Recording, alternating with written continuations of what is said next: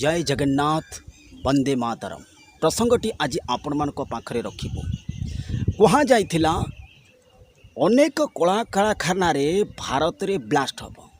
आपण माने देखंतु महाराष्ट्र रे केमिकल फैक्ट्री रे निया बा ब्लास्ट 6 मृत 45 जन सीवियर इंजर्ड। कहा जाइथिला अनेक फैक्ट्री कला कारखाना रे निया लागिबो ब्लास्ट हबो। आपण माने देखंतु हेउची कि नाही महाराष्ट्र रे केमिकल फैक्ट्री निया बा विस्फोरण हेबा सहित 6 मृत 45 जन सीवियर इंजर्ड। एवं खाली महाराष्ट्र रे मुंबई रे मध्य गोटे कार शोरूम रे निया लागी अनेक कार मध्य नष्ट हो जाइए, अनेक गाड़ी मध्य पोड़ी जाड़ी छारखार हो जाइए।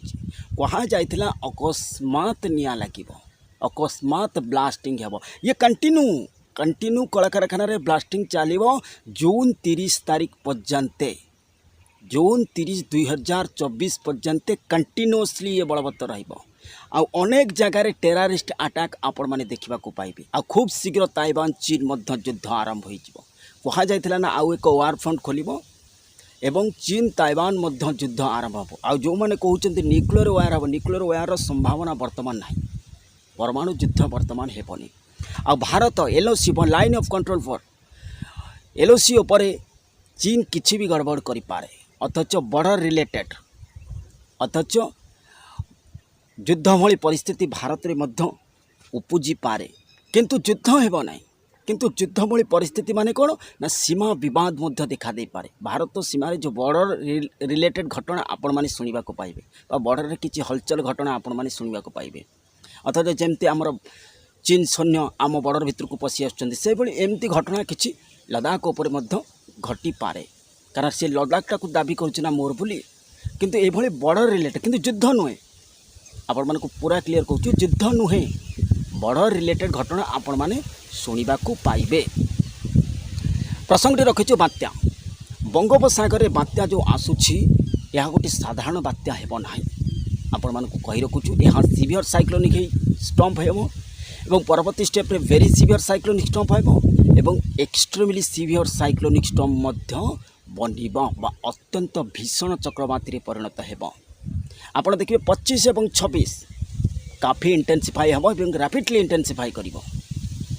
एवं जो कहा जाउतला प्रथमे आगे टार्गेट करा जाउतला कोडे ना म्यांमार टार्गेट करा जाउ नथला किंतु म्यांमार वर्तमान आउ जीवो नै।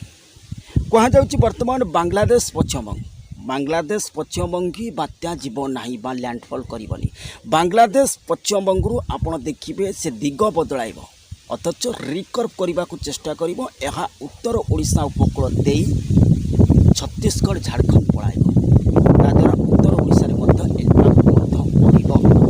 किंतु ये दिग बदलाइबो, आपण देखिबे ठीक बांग्लादेश पाखरे जेतले पहुँचबो सेतलको से दिग बदलैबा को चेष्टा करिवो। कारण म्यांमार उपकूल रे हाई प्रेशर जोन अछि ताकू जीवा को देबो नाही। आ सेही हाई प्रेशर जोन मध्य बांग्लादेश पश्चिमबंगू मध्य ताकू सुरक्षा देबो।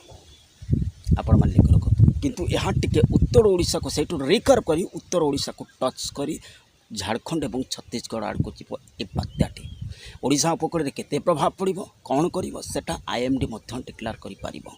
तेणु करी एही भली घटना देखिबा को पाइबे।